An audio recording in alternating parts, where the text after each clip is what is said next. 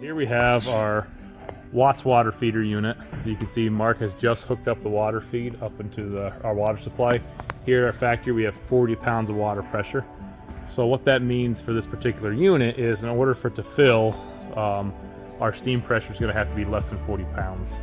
So with this one here, we're going to demonstrate. We're going to use it for a little bit, and then when we have to refill it there, when the water comes down in the glass, we go to refill it, we'll turn the thermostat off. So that being said, right now I'll turn the machine on. It's got a little bit of water in it. We can start heating it. You can see in the glass there, it's filling up nicely. Mark did open that vent there, right? So we'll just have to remember to close that before we can start heating water up with it. And right there, it is full, right next to the full marker. So at that point, we can close our vent valve. And now we will wait for the water pressure to come up, or for the steam pressure to come up. Okay, now that the machine is heated up here, you can see we're up to, actually on this one here, we got it set to right around 70 pounds. We can go ahead and step on our foot pedal and run the machine like normal.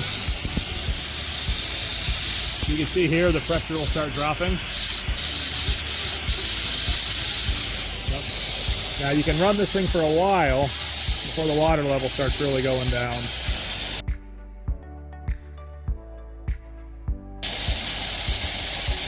There you can see the heating light turn back on. We're still right around 50 pounds. So remember earlier I said our water pressure was 40 psi here at our factory? We'll notice that once it gets below 40 pounds, it'll fill back up again. So now we're just finally pulled down to about 45 psi. We should start seeing the water level increase.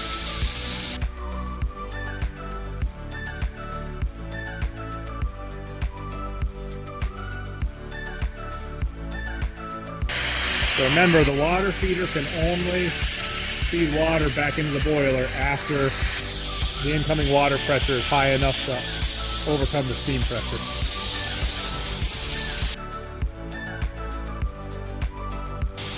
So now I'm going to let off the foot pedal,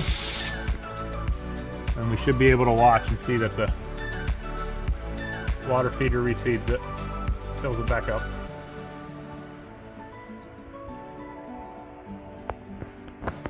Actually, and right there, I believe we are full.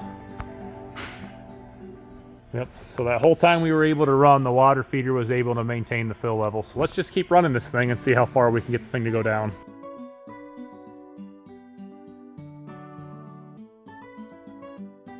It's now been 4 minutes.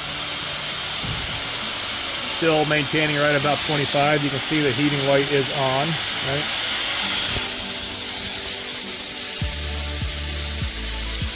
The water level still right at that full mark.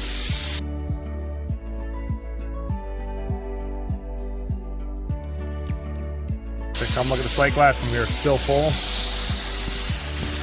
And right now we're right around 10 psi. I'm going to turn that off. Like I said, it's been about 5 minutes of continuous use on this thing. And we still have steam available. And we still have a full water tank on it. Okay, now here we are back with the water-fed gel-3 unit here. And what I did is I bled the water out through our drain here. So you can see it's now at the refill point. But it's not refilling because, as I said, I got 40 pounds of water pressure coming into the water feeder out of our plant supply. And right now my water pressure is exactly 40, so it's not going to fill until we bleed some pressure down from here. So what I'm going to do, I'm going to sit up on the foot pedal. I'm going to bleed some steam pressure out of this thing.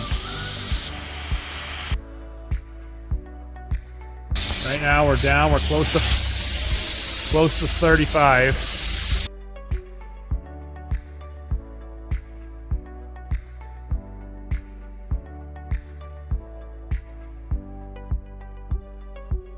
Because we ran that down so low, right, our boiling water is now being mixed in with cold water through the water feeder, so the steam pressure drops rapidly when it's filling, okay? So now at this point here, I'm going to let off my pedal, my boiler's filled back up, and it'll probably take about, 5-10 minutes until it's heated up again enough I can use it, okay? At this point, it's just like a regular boiler recovering from 10 psi.